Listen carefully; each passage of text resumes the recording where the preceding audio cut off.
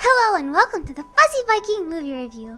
I'm your host, Maude the Mad Hobbit, here to talk to you today about Shazam! Some may even call it the real Captain Marvel movie.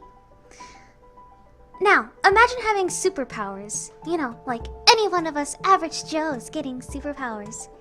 Like, you know, being a little taller than you really are, or being a little shorter, or being a little more stacked, if you know what I mean. Now, as you all know, powers do come with responsibility. Other than learning how to use your powers, of course you need to know how to use them without being a complete asshole. Since spoilers are bad, I'm gonna have to do a lot of dancing around the actual events of the movie. But I will mention, however, that I really enjoyed how the characters were fully developed and not just, you know, plot elements. The villain was also really cool and really hot, and I could feel as though I actually connected with him and a few other characters in the story for most parts. Sorry, can I help? Can I help? Do you want an autograph or something? Give me your power. Or die. Oh, snap.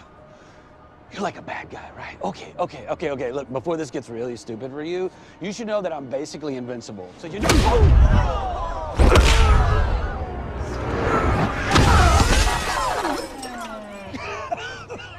The weapons of man draw no blood from our kind. The only thing that extinguishes magic is magic. Oh, you did not see that one coming, did you, Grandpa? The way he moves, the way he talks, oh, that villain is to die for. Unlike another movie that shall not be named, Shazam did a good job of touching on the right blend of action and humor without belittling anyone on screen or in the audience, and made you care about the characters. It didn't take itself too seriously, wasn't trying to make some culture point, and because of that, it was free to tell a good and well-crafted story.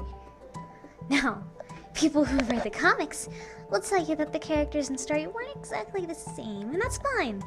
Most movies do that with their characters. For example, their really cool and cute villain isn't the same as he was in the comics, and I think they did a really good job of portraying him in the movie.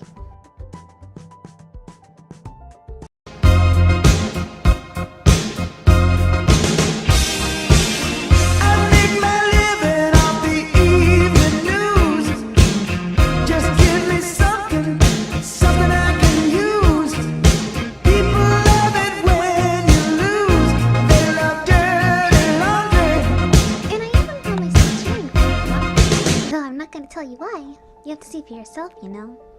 And while overall I did like the movie and I thought it was pretty strong, I do have to mention a couple of things I think they could have done better. Keep in mind that these will be some slight spoilers, so if you don't want to hear them, please skip this part. One of the biggest weaknesses the movie had, character-wise, was the wizard. He wasn't on the screen long enough for me to truly get a grip on his story. Because of that, he was more like a plot element and not a person. Yes, it was clear that he wanted to protect the world from the 7 deadly sins, but that was about all I knew. And that's cool, maybe he's perfect and just loves everyone. But where's his backstory? Where did his powers come from? They did a pretty bad job establishing his origins and explaining why choosing Billy Batson was such a desperate act.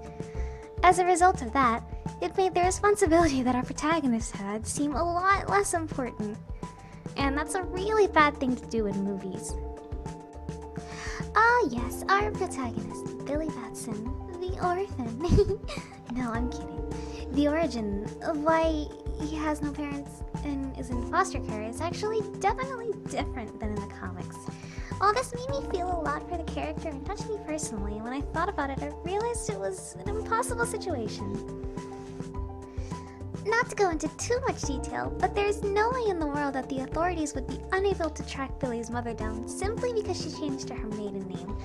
That part of the story I felt was a bit weak and needed more of an explanation, maybe a little more logic in their backstory, but if it worked, it worked.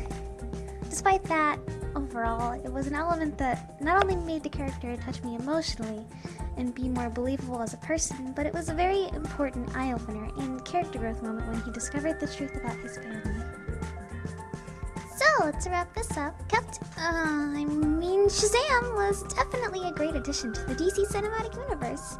It did a much better job than Batman vs. Superman or Justice League, and it sets the stage for DC to actually start putting out movies to draw audiences in. So, this has been Maude the Mad Hobbit's first movie review. I hope you liked it and will want to see more. Just remember, second breakfast is one of the most important meals of the day. Well, except maybe tea time.